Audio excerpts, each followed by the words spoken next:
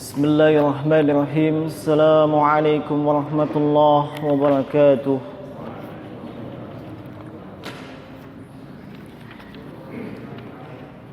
Innal hamdalillah nahmaduhu wa nasta'inuhu wa nastaghfiruh wa na'udzu billahi min shururi anfusina wa min sayyiati a'malina. من يهده الله فلا مضل له ومن يضلله فلا هادي له أشهد أن لا إله إلا الله وحده لا شريك له إياه نعبد وإياه نستعين وأشهد أن محمدا عبده ورسوله المبعوث رحمة للعالمين صلى الله عليه وعلى آله وسلم تسليما كثيرا ثم أما بعد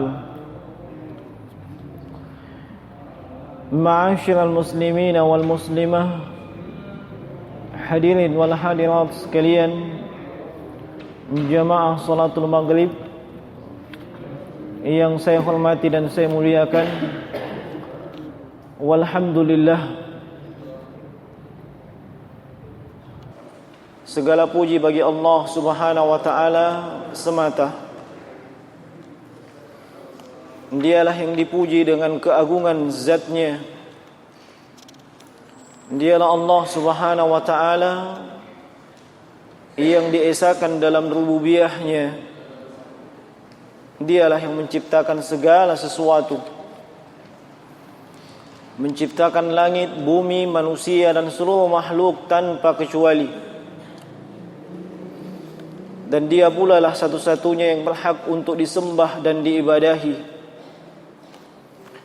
Sehingga seluruh ibadah, apapun bentuknya dan jenisnya, dan apapun hukumnya, baik itu wajib ataupun sunnah, semuanya mesti ditujukan hanya kepada Allah Subhanahu wa ta'ala. Kemudian salam dan salawat kepada baginda Rasulullah Muhammad sallallahu alaihi wa ala alihi wasallam, dan juga kepada keluarga beliau. Demikian pula kepada para sahabat ridwanullahu anhum ajma'in, dan generasi setelahnya sampai kepada kaum muslimin dan muslimah yang berkomitmen berpegang teguh dengan sunnah dan tuntunan Nabi sallallahu alaihi wa ala alihi wasallam hingga yaumul qiyamah. Dan insyaallah taala di kesempatan petang hari ini di malam Jumat kembali kita melanjutkan kajian kita terkait tafsir juz ammah, dan kita masih di dalam surah Al-Mutaffifin. Naam, yang mana di kesempatan yang lalu kita telah sampai di ayat yang keempat dan kelima, dan ini masih terkait dengan ancaman Allah Subhanahu wa ta'ala kepada mereka yang zalim, kepada mereka yang mutaffif. Allah memberitakan kepada mereka sekaligus mengingatkan, apakah mereka tidak meyakini bahwa mereka akan dibangkitkan? Ala yadhunnu ulaika annahum mab'utsun. Kebangkitan adalah sesuatu yang pasti dan pasti. Dan itu hanya terjadi pada hari yang sangat dahsyat, yaitu liyaumin azim, pada hari kiamat. Yang mana manusia ketika itu akan berdiri di hadapan Allah Subhanahu wa ta'ala, menantikan hisab. Meskipun ayat ini siyaqnya itu diawali dengan al-mutaffif, tapi ini tidak khusus untuk mereka yang mutaffif saja. Sebab seluruh manusia pasti akan berdiri di hadapan Allah Subhanahu wa taala tanpa kecuali. Siapapun dari manusia tersebut, yang membedakan adalah keadaan-keadaannya. Nah, maka di sini saya akan ingatkan beberapa hal terkait dengan yauma yaqumun nasu lirabbil alamin. Pada hari Allah Subhanahu wa taala, pada hari manusia akan berdiri di hadapan Allah Subhanahu wa taala. Dan ini terjadi setelah mereka dibangkitkan dari kuburnya masing-masing. Dan kalau berbicara tentang hari kebangkitan, maka itu tidak lepas dengan as-sur, yaitu peniupan sangkakala. Sebab hari kiamat itu diawali dengan hal tersebut. Meski ada silang pendapat di kalangan para ulama berapa kali ditiupkan itu sangkakala. Sebahagian mereka menyebutkan sangkakala ditiupkan sampai 3 kali. Dan yang lainnya menyebutkan itu hanya 2 kali. Dan di dalam Al-Quran Allah Subhanahu wa taala sebutkan dalam surat An-Naml di ayat yang ke-87, Allah Subhanahu wa taala berfirman, wa yawma yunfakhu fis suri fafazi'a man fis samawati wa man fil ard illa man syaa Allah. Dan tatkala as-sur, sangkakala itu ditiupkan, maka fafazi'ah, ini dalil para ulama menyebutkan bahwa tiupan pertama itu adalah tiupan al-faz', tiupan yang membuat seluruh makhluk terkejut, sebab mereka tidak menyangka. Dan di dalam hadis Nabi sallallahu alaihi wasallam itu diceritakan bahwasanya tiupan tersebut sampai memekakkan telinga dan membuat kaget seluruh makhluk tanpa kecuali. Nah, maka fafazi'a man fis samawati wa man fil ard, terkejutlah semua yang ada di langit dan semua yang ada di bumi, illa man syaa Allah, kecuali siapa yang Allah kehendaki. Nah, lalu kemudian setelah mereka mendapatkan, setelah kita semua nantinya insyaallah, manusia mendapatkan tiupan yang al-faz', terkejut, itu masih ada tiupan yang berikutnya. Nah, yaitu as-sa'iq. Ini ada dalam surah Az-Zumar. Allah Subhanahu wa taala sebutkan dalam surah Az-Zumar, wa nufiha fis suri fasa'iqa man fis samawati wa man fil ard thumma nufiha fihi ukhra fa idahum qiyamun yanzurun. Maka ditiuplah as-sur, sangkakala, fasa'iqa man fis samawati wa man fil ard, semua yang ada di langit, semua yang ada di bumi, semuanya mati. Illa man syaa Allah, kecuali siapa yang Allah kehendaki. Ini menunjukkan bahwa ada di antara makhluk Allah yang tidak mati ketika itu. Sebab Allah mengecualikannya, illa man syaa Allah, kecuali bagi siapa yang Allah kehendaki. Naam. Kemudian wa nufiha fihi ukhra, Allah sebutkan ditiupkan lagi setelahnya, fa idzahum qiyamun yanzurun. Setelah tiupan itu maka manusia pun bangkit berdiri. Semuanya bangkit dari kuburannya masing-masing. Nah, jemaah sekalian rahimani wa rahimakumullah, kadang muncul pertanyaan, bagaimana mungkin kita yang sudah mati berkalang tanah, jasad dan fisik kita hancur, ya, kok bisa bangkit kembali? Nah, kan begitu. Iya. Mungkin ada yang pernah menggali kuburan, ya. Iya. Palingan yang tinggal apa? Tulang belulang. Kalau mayatnya sudah 1000 tahun masih tinggal tulang belulang, saya tidak yakin. Antum bilang masih pernah coba, memang pernah menggali apa?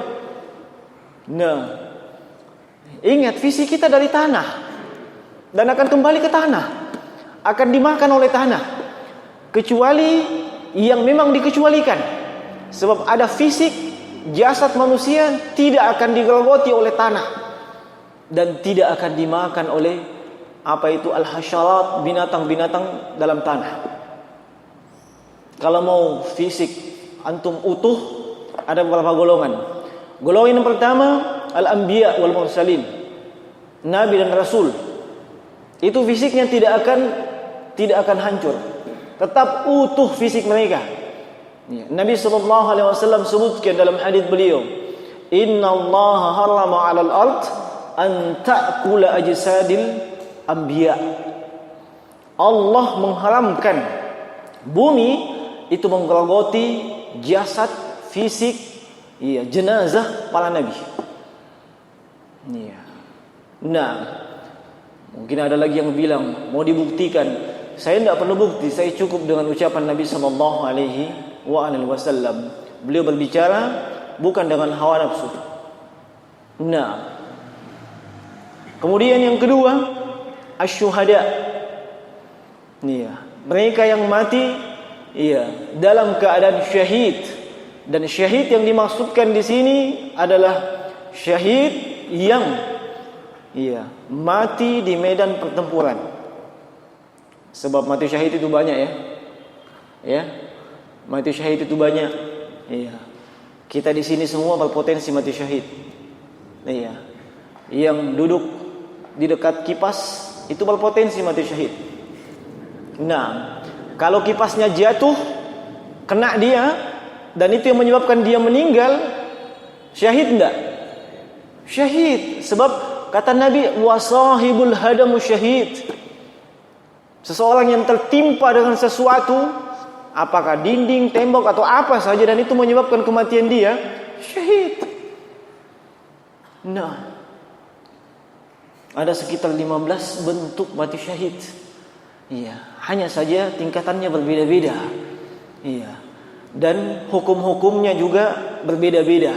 Kalau mati syahid yang berjuang di medan jihad, itu dikuburkan dengan pakaiannya, tidak disolati dan seterusnya. Tidak dimandikan. Adapun mati syahid yang kayak tadi, yang kejatuhan kipas angin, tetap dimandikan, dikafani, disolati. Meskipun namanya syahid. Ibu-ibu yang meninggal disebabkan melahirkan, itu syahid atau bukan? Syahid. Nah, makanya peluang wanita itu untuk mati syahid lebih besar, dibandingkan antum yang laki-laki. Nah, dan peluang mereka masuk surga juga lebih terbuka lebar. Sebab dengan mengamalkan amalan yang wajib saja mereka sudah dijamin masuk surga. Bahkan 8 pintu surga terbuka untuk mereka. Beda dengan kita laki-laki. Nah, kita bisa mati syahid kalau kayak begitu tadi. Nah, taib. Syahid yang jasadnya tidak akan termakan oleh bumi, yaitu mereka yang mati syahid. Nah, kemudian manusia selain daripada yang kita sebutkan tadi, semuanya akan hancur kecuali satu anggota tubuh atau satu tulang. Kecuali satu anggota tubuh atau satu tulang. Itu Naam, yang disebutkan oleh Nabi sallallahu alaihi wasallam dengan ajabu az-zannab. Kalau kita bahasakan dengan tulang ekor. Pasti semuanya punya tulang ekor. Ini yang tidak akan hancur. Dan nantinya ketika dibangkitkan, ditiup sangkakala, Allah turunkan hujan, dan dari tulang ekor ini, itu Nabi gambarkan kita akan kembali sebagaimana sedia kala, tumbuh sebagaimana sayuran yang tumbuh dari tanah. Tapi sumbernya itu tadi, tulang ekor. Nah, setelah semuanya mati tanpa kecuali, ditiup sangkakala, Allah bangkitkan, dan kemudian ditumbuhkan sebagaimana awalnya. Dan itu tidak sulit bagi Allah Subhanahu wa ta'ala. Nah, jamaah sekalian,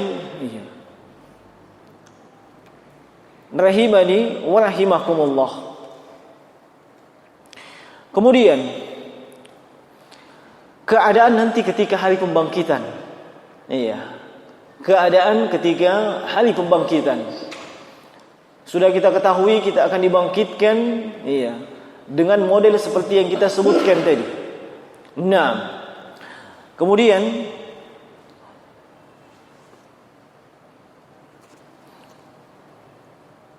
semuanya akan digiring menuju ke padang mahsyar. Semuanya akan digiring ke padang mahsyar. Seluruh manusia tanpa kecuali. Disitulah berkumpul seluruh manusia, dari manusia pertama hingga manusia yang terakhir. Dan mereka datang ke padang mahsyar dalam berbagai model dan bentuk. Ada yang datang dengan keadaan berjalan kaki. Ada juga yang berkendaraan. Hanya kalau saya ditanya kendaraannya apa, saya tidak tahu. Sebab kata Nabi hanya menyebutkan rijalan wal kubanan. Ada yang berjalan kaki, ada yang berkubanan, mengendarai kendaraan. Nah, dan ada yang mungkibban ala wajhi, diseret dengan mukanya. Dan di hadis yang lain disebutkan mereka adalah al-kuffar. Mereka adalah orang kafir, atau mereka meninggal dalam keadaan kafir. Sebab orang kafir itu secara umum terbagi dua. Ada yang kafir asli, maksudnya asli memang dari awalnya memang dia tidak muslim. Awalnya memang tidak muslim. Dan ada kafir yang awalnya dia muslim, tapi kemudian murtad, dan tetap demikian sampai dia meninggal. Ini semuanya masuk dalam kafir. Dan siapapun yang tidak menyembah satu-satunya ilah, tidak menyembah Allah Subhanahu wa ta'ala, itu semuanya masuk dalam penggolongan kafir, apapun yang dia sembah. Sebab wa ilahukum ilahu wahid. Sesembahan kalian yang kalian sembah itu cuma satu, tidak ada yang lain. Kapan ada manusia menyembah selain itu, laisa bimuslimin, dia bukan seorang muslim. Hanya saja mungkin bahasanya terhalus non muslim. Padahal sama saja. Dan Allah di dalam Al-Quran tidak menyebutkan seperti itu. Tidak disebutkan laisa bimuslimin, tapi innal ladzina kafaru min ahlil kitab wal musyrikin. Sungguh mereka yang kafir baik dari kalangan ahlul kitab, Yahudi, Nasrani, ataupun kaum musyrikin, Allah sebutkan dengan sarahah, dengan jelas. Demikian manusia digiring ke padang mahsyar. Dan manusia digiring ke padang mahsyar dalam keadaan khufatan, uratan, gurlan.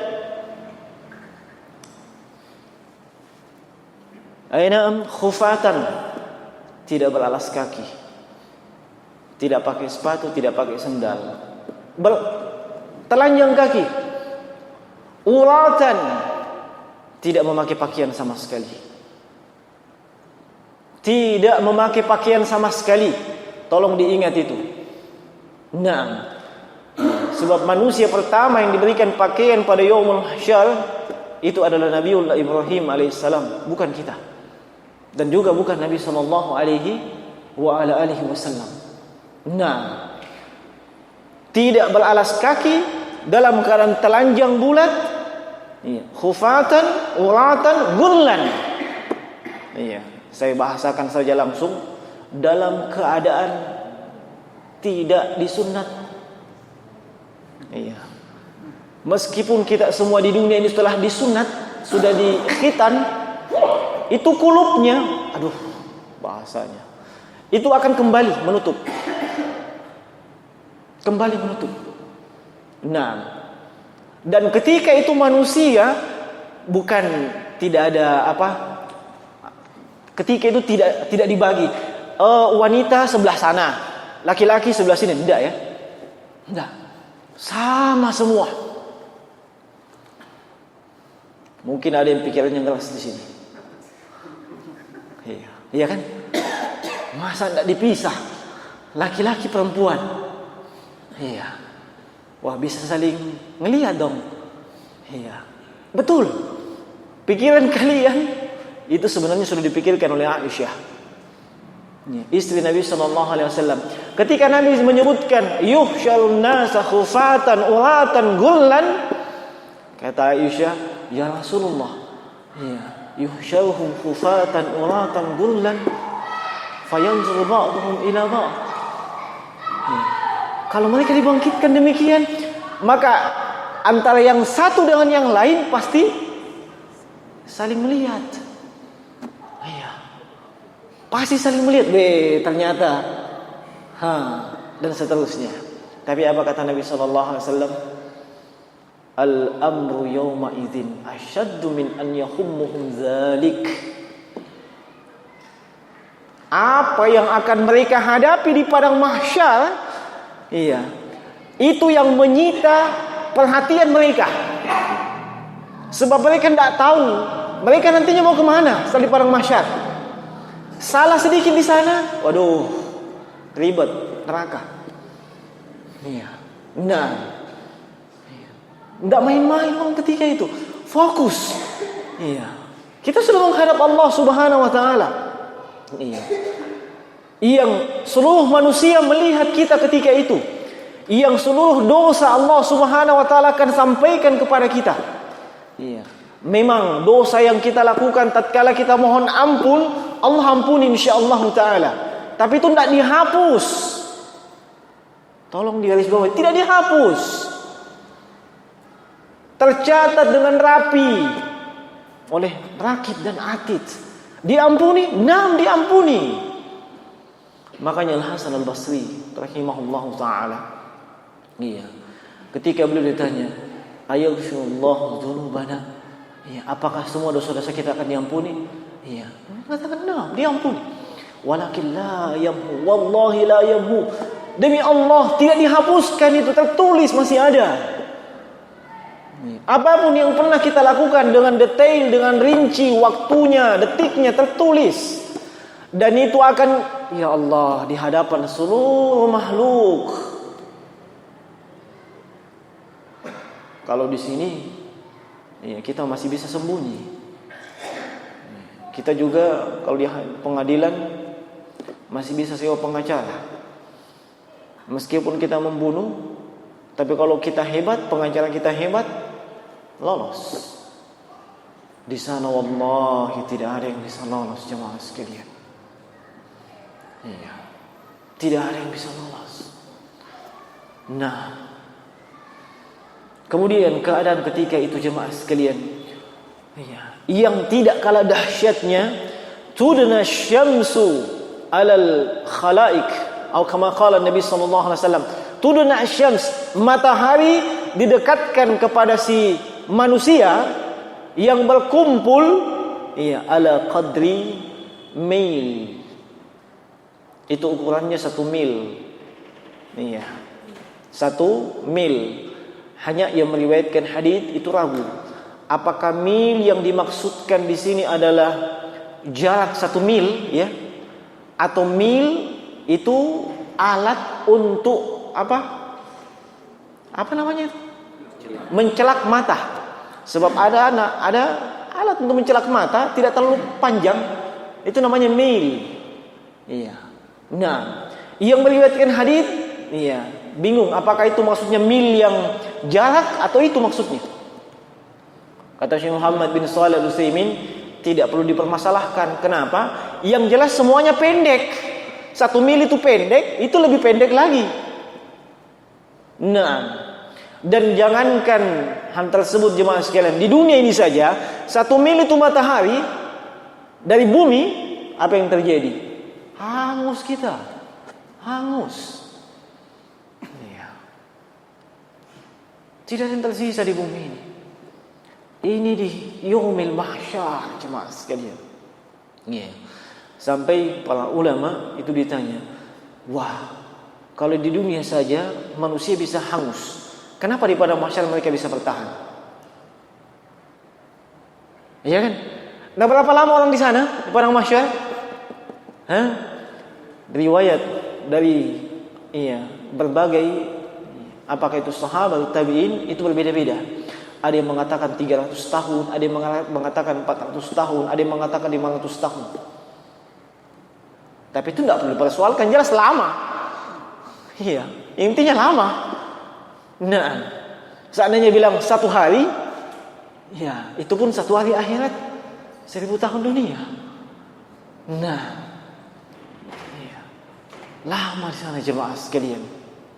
Nah, para ulama menyebutkan bahwa ketika manusia dibangkitkan setelah ia mati melalui tulang ekornya tadi, iya, itu manusia memiliki kemampuan melebihi kemampuannya ketika ia di dunia. Sehingga ia mampu berdiri menantikan proses pengadilannya, proses hisabnya di yaumil mahsyar itu. Nah, sampai seluruh manusia, sampai seluruh manusia itu selesai. Nah, di sini ada sebuah faedah yang saya ingat, dari kalangan salafun as-salih. Kalau saya tidak salah ingat, itu disebutkan oleh Imam Ibn Rajab Al-Hambali dalam kitabnya Jami' al-Ulum wal Hikam, bahwa dikatakan kepada salah seorang dari tabi'in, bahwa nanti pada yaumul mahsyar akan ada penyeru, khudz min haqqika. Sekarang waktunya engkau mengambil hakmu terhadap dari si fulan. Maka dia bertanya, saya tidak punya hak terhadap dia, saya juga tidak kenal dengan dia. Saya mau ambil apa dari dia? Karena yaquluna kadza wa kadza. Itu meskipun kau tidak kenal, dulu ketika di dunia dia sering ceritakan kamu itu begini dan begini, gibah. Fal'an khudh haqqaka. Sekarang ambil hakmu. Apa itu? Ambil pahalanya dia. Padahal tidak aku kenal jemaah sekalian. Ini yang dicerita juga tidak kenal. Makanya dia bingung. Hak saya mau ambil di mana? Sama si fulan. Fulan yang mana? Saya tidak kenal. Tapi ternyata fulan itu pernah menceritakan jelek kepada. Tidak main-main ketika itu jemaah sekalian. Nah, namun ada berita gembira. Ada 8 golongan yang Allah Subhanahu wa taala naungi pada hari tersebut. Ada 8 golongan yang masyhur di hadis Abu Hurairah radhiyallahu taala anhu. Ada berapa? 7. Itu yang masyhur. Maksudnya 8 kalau menggabungkan 2 hadis. Begitu.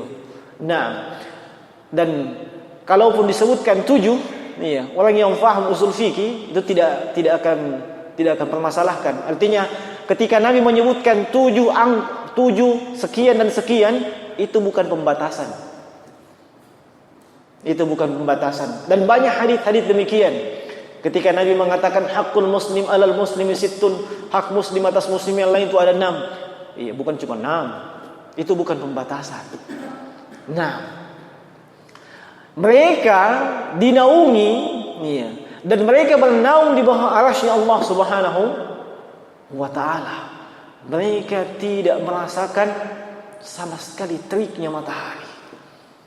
Nah, sementara manusia yang lain, iya, sebagaimana disebutkan oleh Rasulullah dalam hadis Al-Miqdad Ibn Aswad, iya, manusia ketika itu akan nampak sesuai dengan amalannya. Ada yang tenggelam dengan keringatnya sampai di tumitnya, ada yang tenggelam sampai di lututnya, ada yang tenggelam sampai ke pinggangnya, ada yang tenggelam sampai ke dadanya, bahkan dalam hadis Abdullah bin Umar sampai ke telinganya. Tergantung manusianya ketika itu.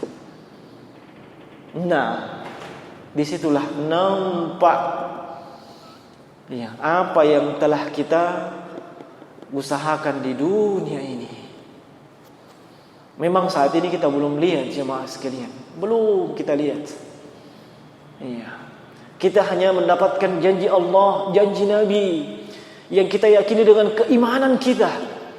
Yang kadang keimanan itu, iya, pelin-pelan, bolak-balik dan seterusnya, sehingga kadang kita naik turun dalam melakukan amalan. Iya. Tapi di sana kita akan mendapatkan itu. Nah, kemudian secara ringkas, iya, mereka yang mendapatkan naungan pada hari tersebut, yang pertama adalah imamun adilun. Imam, pemimpin yang adil. Nah, jangan dipahami bahwa ini berlaku untuk semua jenis pemimpin.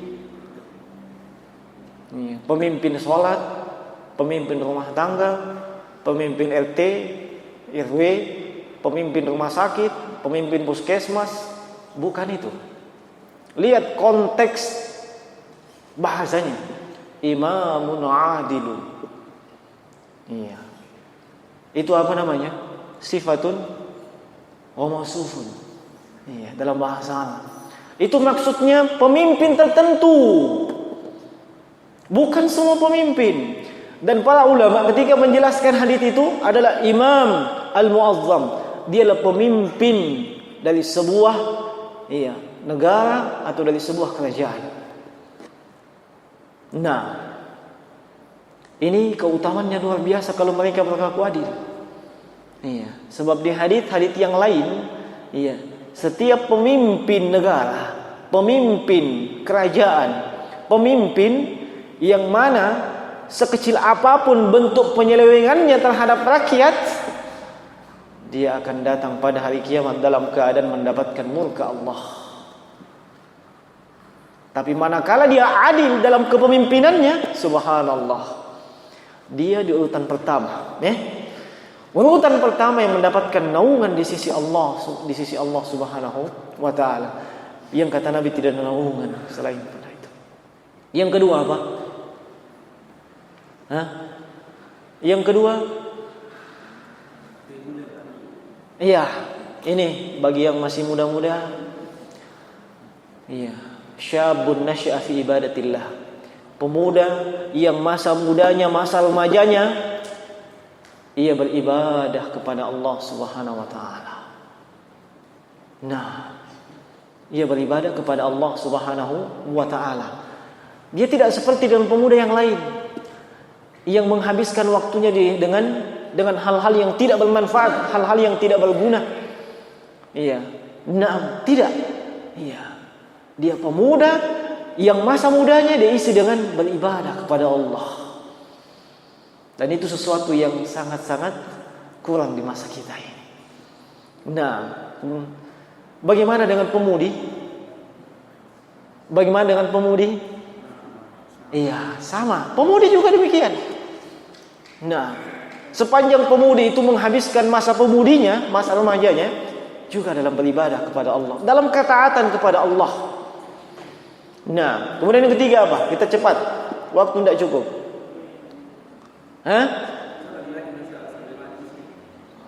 Nah, rajulun, iya, mu'allaqun qalbuhu fil masajid. Laki-laki yang terpaut hatinya dengan masjid. tidak tenang kalau dia tidak ke masjid. Iya, salatnya itu yang 5 waktu dia memang tegakkan dengan berjamaah di masjid. Memang Nabi demikian. Iya, memang Nabi demikian. Gelisah hatinya kalau dia tidak ke masjid. Nah, tayyib. Iya. Kemudian yang berikutnya 4, rajulun da'athu imra'atun zatu mansabin wa jamalin wa qala inni akhafullah. Nah ini saya tidak yakin. Ya. Sudah banyak yang tertawa. Ya. Laki-laki yang diajak oleh wanita. Wanita itu bukan wanita sembarangan.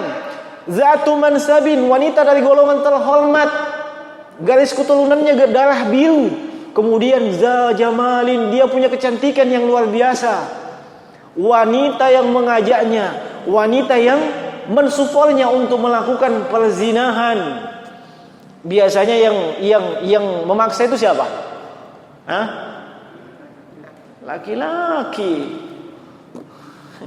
Ini perempuan. Nah. Iya. Tapi apa katanya? Iya. Saya takut kepada Allah. Iya. Dan dia tidak mengatakan, ya saya takut sama bapakmu. Bukan itu. Saya takut sama polisi. Saya takut dengan masyarakat. Apa kata masyarakat kalau kita melakukan? Bukan itu. Saya takut karena Allah. Iya. Bukan juga dia juga tidak mengatakan kita belum menikah. Tidak. Tapi takut karena Allah. Terus yang kelima,